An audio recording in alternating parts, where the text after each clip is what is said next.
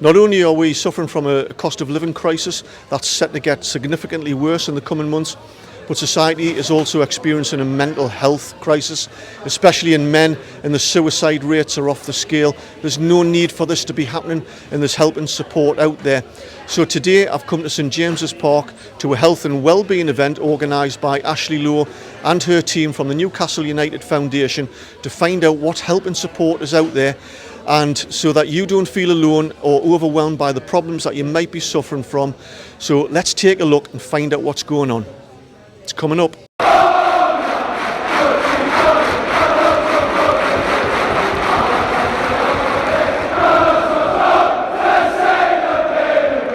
Hello, my name's Eddie. Welcome to my channel Tyneside Life. I cover football, history and culture of Newcastle and the general Tyneside area.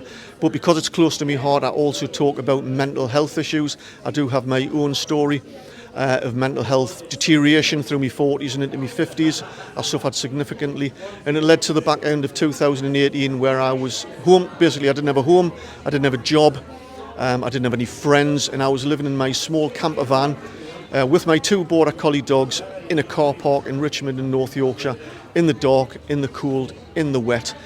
All of my worldly possessions were inside a small camper van, and I hit rock bottom, and I thought, Eddie, I'm going to have to find a way to get out of this situation. I set about that. It's taken a while.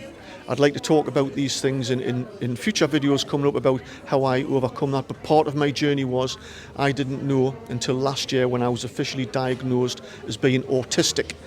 And that has been the foundational cause of all my problems that I've had throughout life, especially in a professional sense, where I've just got myself in all sorts of difficulties, and really quite a difficult man to work with and to manage through no fault of my own really, or the organisations that I worked for.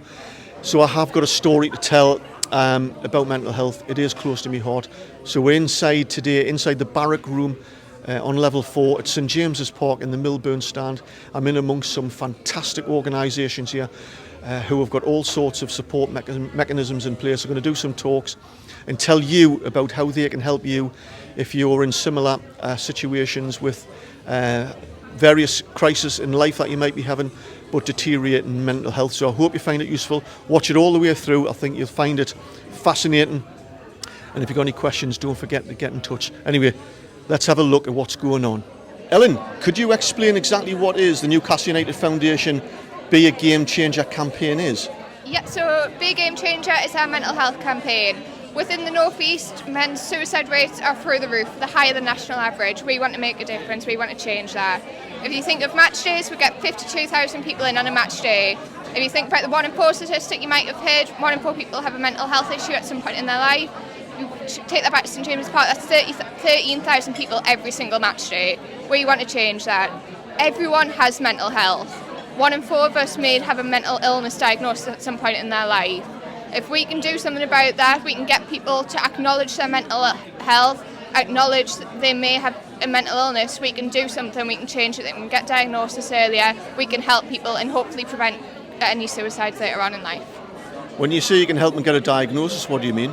If people are aware of what mental health is, if people are willing to engage in that conversation and talk about it, acknowledge what the symptoms are, they can recognise that in themselves and go, actually, I might need some help here, I might need to speak to my GP. Jed, thanks for joining us. Traditionally, us blokes don't talk about mental health, but why is it really important that we change that culture? Because statistically speaking, men under the age of 40 are more likely to die by suicide than any other cause of death in the UK at the moment. And so what would you say to somebody who's watching this who maybe has depression or anxiety, really suffering with their mental health, even having feelings of self-harm or suicide? What would you say? What can they do to reach out? Well, from a perspective of AndysManClub, have a look at us on Facebook, have a look at us on social media, find our website, find your nearest club, come along. We meet every Monday, 7 o'clock till 9 o'clock, and it's just a peer-to-peer session. We just sit, we talk, and we talk through our troubles, and we support each other. And there's even an online group as well, so if you can't make one of the clubs, you can even do it online. Well, that's amazing, Jed. So where are these clubs and these meetings? We've got one in Newcastle, there's a one in Gateshead, there's a couple in Sunderland, Middlesbrough, Hull, and Berwick, and literally 104 clubs around the UK. And if somebody can't get to a club or a meeting, how important is it for them just to reach out to friends or family? This is our biggest sort of motto, is it's okay to talk. This is what we tell people time and again. Talk to your family, talk to your friends. Just tell them how you're feeling. If you're feeling a bit down or if you're feeling suicidal, talk to them, because believe me, they'll help you. As much as you feel that you're a burden on people, you're not. If you're struggling, just let them know. Suzanne, I believe you're a life coach for Tyneside and Northumberland Mind, is that right? Yes. I'm an independent life coach and a menopause mentor, but I have the privilege of working with Tyneside and Northumberland Mind and representing them here today at the NUF Wellbeing Event. Yeah, it was a great talk. It was fascinating. So, can you sum up for the viewers what the 5 ways to what positive well-being is? The 5 ways. Yeah, so well-being is so important on so many different levels, but connecting with people is really, really important. Looking at the food that we're eating, making sure that we're trying to cook from fresh as much as we possibly can in an affordable way, making sure that we're moving our bodies, getting exercise in a way that works for us, because not all of us like high-impact exercise. Also engaging in lots of learning, whether that's just sitting reading a book, whether that's signing up for lots of free courses, because there's loads of stuff out there, and then obviously kind of giving our time, helping ourselves feel good, whether that's giving our money, giving our time, supporting charities, checking in on neighbours, all of those kinds of things, just everything that makes us feel good, because our own well-being is so important and a priority, so that we can then support the people in our lives who rely on us. Hi, Keaton. I believe you're a PhD dietitian researcher, is that right? Yes, yeah, I'm a confused individual. I'm a registered dietitian and a PhD student at Newcastle University, yeah. So you're the best person to ask this question. It'll sound like a stupid question, but probably overlooked, is how important is food to one's personal, physical and mental well-being, good and bad? Yeah, so I mean that's a challenging question to answer in a short time. I think a lot of people do understand how important food is for their physical health. You know, I think a lot of that messaging is out there in the kind of local government, national government campaigns. So for your physical health, it's about eating the right amount for you and eating a good variety of foods, so you're getting all of your vitamins, minerals, kind of macronutrients, which is your proteins, fats, carbohydrates in kind of good levels. But what's much more overlooked is how food can impact your mental health, which is what I touched on today. And a lot of nutrients have actually been demonstrated to either improve or lessen kind of our good mental health if we're not having enough of them. So specifically today I spoke about things like your B vitamins and folate, iron and selenium and the foods that contain those, and emerging research is suggesting that in fact if we have low levels of those vitamins and minerals, we're at a greater risk of experiencing anxiety and depression and things. So eating a good variety and choosing kind of good foods for us from a physical and mental health point of view are along the same lines, but I think I'd encourage people to think about their mental health a little bit more seriously when it comes to eating well. Oh, that's great. So in practical terms, for a viewer watching this, Yeah. what sort of foods would give them an energy slump and could give them a bad start to the day and affect their mental health? What sort of foods would you suggest to avoid? So anything that's going to give you a quick hit of sugar, so anything that's got a lot of refined sugar in it, and that's kind of any white products. So for example, if you're having toast in the morning, I would suggest going for brown bread, so anything with a lot of fibre in it. So brown breads, any fruit and veggies are going to give you a long-lasting energy release, as opposed to those quick wins like your sugary cereals or cereal bars. Going for something that's a bit more fibrous is what I would suggest in the morning to get you going. Adam, Newcastle United fan, good lad, but also you're autistic as well, and I understand from time to time throughout your life you've suffered from anxiety. What sort of support have you received, either from friends and family or through the workplace? Well, my family's always been supportive from day one. I also get support from access to work and through the company I work for. So whether it's my boss, my supervisor, HR, I can ask any of them and they give me support when I need it. And what sort of support do you receive? just reassurances, because I get anxiety with, say if I've done something wrong, if I don't think I'm right, I can always ask someone, then they'll tell me how it is. So it's important, you think, if anybody has similar feelings of anxiety or even depression, to reach out to speak to your employer, and they can do things to help you. Yeah, I think communication is key, so the more you talk about things, the better it will be.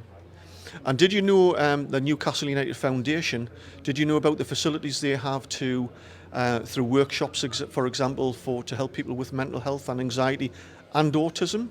Did you know about that sort of thing? Not today, no, so I'm learning a lot today. Yeah. And do you think it would be something that you might do in the future if you needed to reach out to the foundation or Newcastle United? It's possible. I mean, like loads of people come to the club. It's in the Premier League. It's got larger stature, so it can offer a lot of things. Yeah. Hannah, thanks for joining us. We're in a cost of living crisis at the moment that unfortunately is set to get worse, and families are going to be plunged into real financial difficulties. And research has shown that financial difficulties can be a major contribution towards poor mental health and depression, even leading to suicide. So how can citizens' advice help people who are in some desperate situations with their money? That's a really good question. So, in fact, at Citizens Advice Newcastle, mental health was the number one issue in terms of kind of long-term physical health and different issues that people have been presenting with. And people are more likely to kind of present with some form of money worries or mental health, with anxiety or depression, if they are currently, in debt as well. So we have a money advice team that can provide detailed debt advice, looking at what options people have available to them, including different insolvency options, drawing up a financial statement to look at what money's coming in, what money's going out, helping with budgeting, and also looking at how to maximise their income as well, potentially through a benefit check that can that they may be missing out on some income as well. We also have an energy team. So as you mentioned, with the energy markets as they are at the moment, people are facing incredibly high costs for their gas and electricity, which is a real concern as we're moving into the winter period. So we have an energy team that can provide that support, whether it's looking at bills, kind of meters, looking at negotiating with energy providers on a client's behalf, and also looking at different energy grants that people may have or available to them, or other forms of help, such as the Priority Service Register or the Warm Home Discount. Carol, thanks for joining me. You're from the Newcastle West End Foodbank. So not only does the West End Foodbank help with delivering food parcels to people and family who really need it, but you've also got a pathway service. What exactly is that?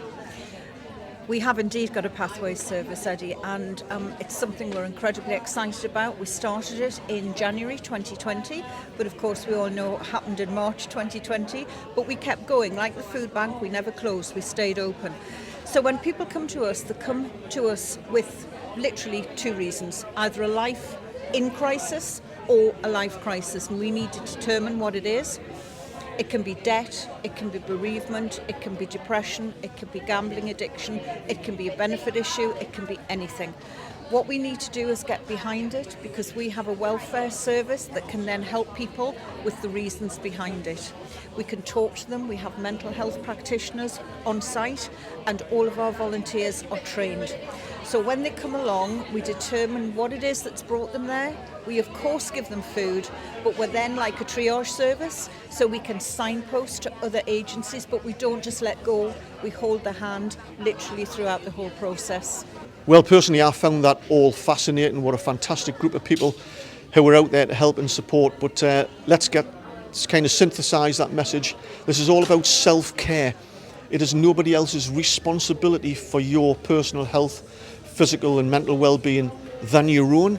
And the various ways to do that in terms of what you put in your body in terms of food and drink and alcohol, your exercise, the levels of exercise that you put into your life, managing your sleep patterns, but also relaxation and managing your time, and just basically organising your life that can affect yourself but also everybody else around you. That's your responsibility to do that. But thankfully, to help you with support, there are organisations out there that can give you a bunk up in all sorts of different ways. I'll leave all the links in the description below of how you can get in touch with these various organisations to help you. But one of the main things that needs to come through about this is talk. Talk to the right people who are going to be helpful in your life. It's no good somebody, if you're suffering from depression, somebody saying, cheer up, think you've got a lovely partner and a great job. Depression and anxiety is far more complicated than that. It's a bit like saying to somebody with a broken leg, just stand up and put some weight on it and you'll be all right. It's not like that at all. You need to speak to the right people in the right ways, and the people we've just been listening to are the right people who can give you that support. And of course as well, if you want to reach out to me personally, send me an email, and if you need some advice or some tips on how I've managed to overcome mental health issues. I've still got autism. I've always been autistic. I always will be autistic.